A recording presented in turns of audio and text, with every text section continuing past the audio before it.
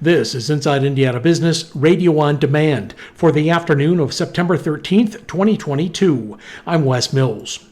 Remington-based AM Top has begun production on a stretch film extrusion line and will begin operations on a second line in the coming weeks. As part of a $20 million investment, the company is boosting production and adding 20 employees to its current staff of about 40 at the Jasper County facility. Stretch film is made from polyethylene and is used to wrap pallets of products during shipping and storage. AM Top Assistant General Manager Scott Stevens says increased demand mirrors the pandemic. Showed itself during, the pandemic and the COVID era, because if you're shipping any kind of materials on a pallet, you're wrapping it with stretch film. The Amazons, the Walmart of the worlds, the FedExes of the world who are delivering these products, people stopped going to stores, so they just did more shipping. The plant will produce 60 million pounds of its polyethylene wrap annually. To put that into perspective, Stevens says the average pallet uses 5 ounces of wrap. A Purdue University-affiliated space technology company has closed on a $375,000 seed funding round, along with a matching grant from NASA. Vestigo Aerospace says it will use the funding to begin the commercial manufacturing of its line of drag sails. When deployed, the device helps control the deorbit of space vehicles, such as small satellites. Elanco Animal Health's $100 million headquarters project is nearing approval, but the Metropolitan Development Commission says the site plan needs to add more trees, more windows, and a few bicycle racks. The company announced in April its redevelopment plan for the former GM stamping plant site. The Greenfield-based company will lay out its headquarters design Thursday before a hearing examiner who will rule on the project. The new headquarters has received wide support from city and state officials.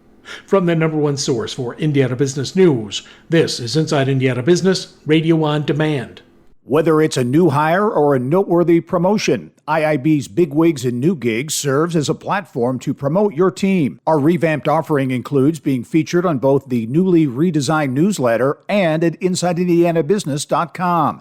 Subscribers to the Business News subscription save $10 off every listing. Plus, you can save $100 by bundling your submission to IIB with the Indianapolis Business Journal or the Indiana Lawyer. More at InsideIndianaBusiness.com. How will Indiana's new abortion ban affect medical providers? We'll be tackling this question and much more at IBJ's Healthcare and Benefits Power Breakfast. Join us on September 23rd to learn from and network with leaders in the healthcare industry. Our panel of experts will dive into key issues and emerging trends in healthcare. Reserve your seat by September 19th at ibj.com/events.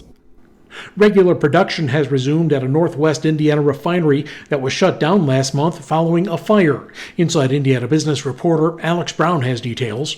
The crude distillation unit at the BP refinery in Whiting along Lake Michigan has restarted, the Times of Northwest Indiana reported Monday. Repairs, including restoration of the refinery's 5 boilers, steam power, and electrical utilities, were completed last week. Operations at the facility are approaching normal levels, according to a company spokesperson. Utilities temporarily were lost following the August 24th fire. The refinery is about 15 miles southeast of Chicago. It produces about 435,000 barrels per day and provides about 20 to 25% of the refined gasoline, jet fuel, and diesel used by Illinois, Indiana, Michigan, and Wisconsin. The outage caused wholesale gas prices to shoot up by 30 cents per gallon, according to the publication. To help prevent supply disruption, the Environmental Protection Agency temporarily lifted a Clean Air Act requirement that lower volatility gasoline be sold in the 4 states during summer months to limit ozone pollution. The waiver remains in effect until Thursday.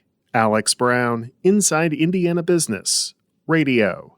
Muncie-based Accutech Systems Corporation continues to grow beyond its wealth management software. The company has acquired Vera Mays Bistro, a fine dining establishment that's been in business for more than 2 decades in Muncie's downtown. Vera Mays is the second eatery for Accutech. In July, the company opened the Clubhouse at Accutech, which is located on the first floor of company headquarters. Purdue University has released its fall enrollment numbers, which have reached a new high.